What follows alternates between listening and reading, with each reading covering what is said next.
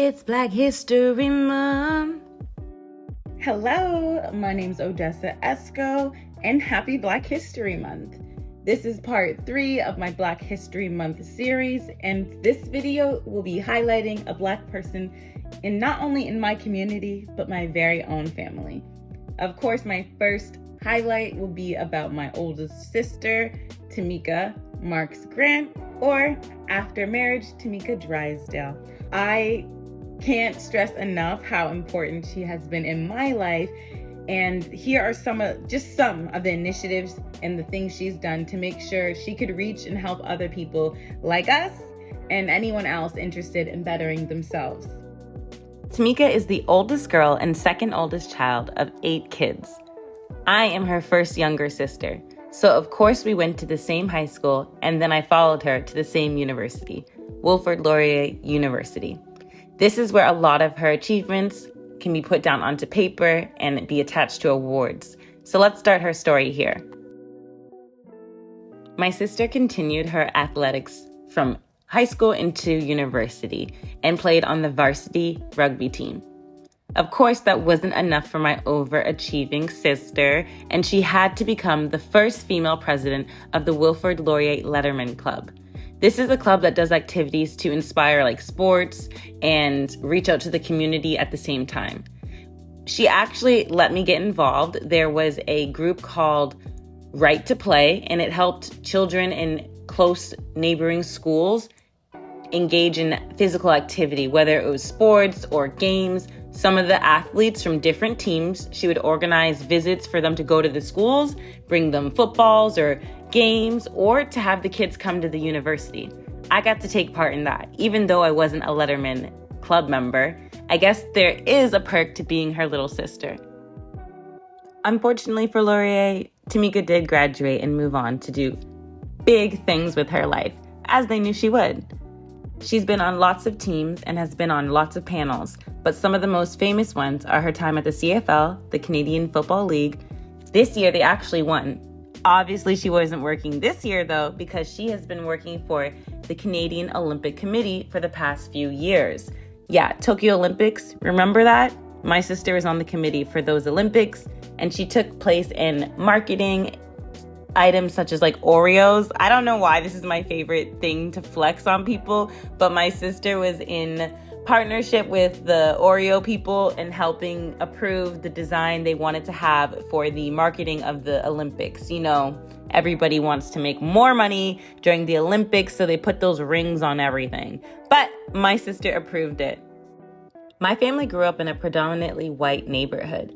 Oftentimes, Tamika was the only Black person in the classroom, in the group club, or the events, but it never stopped her from having the biggest smile. However happy she looked, it still didn't change the fact that she came from and chose to go into a place that is predominantly white and male-dominated.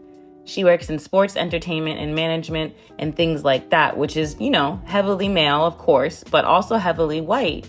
She's faced lots of adversities and come above many, but it didn't change the way she felt or understood the system to be. It became very clear that being a Black woman in sport wouldn't be easy.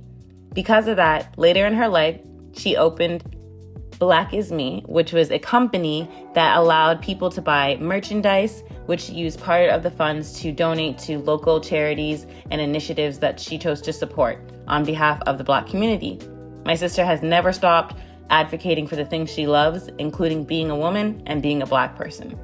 She taught me that anything is possible, even if you don't see someone. Oh my God, I'm going to cry. Oh my God. Even if you don't see someone who looks like you, that just means you need to be there. Now, Black is Me, the collection, has been put on pause because my sister, as a woman should, decided when to have her children, and it came at a time where things were really busy. It was during a lot of work and social and political happenings, and she couldn't maintain doing a business and being a mom, which is totally respectable.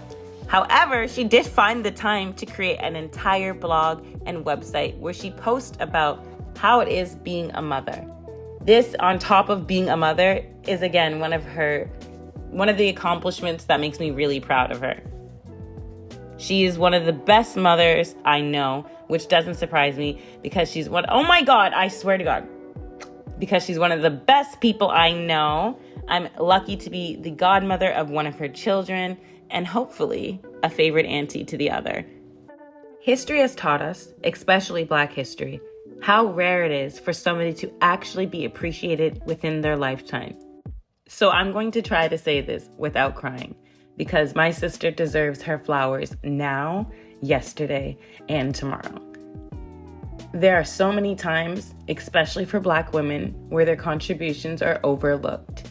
So as my first highlight, I would just like to thank my older sister, Tamika Drysdale. Many know that you are a mother, great friend, an extremely dedicated, hard worker, generous person. But I hope you know you're an inspiration. I hope you enjoyed that highlight reel as much as I did, and you tune into my next video. Remember, Black history is history, but history is now.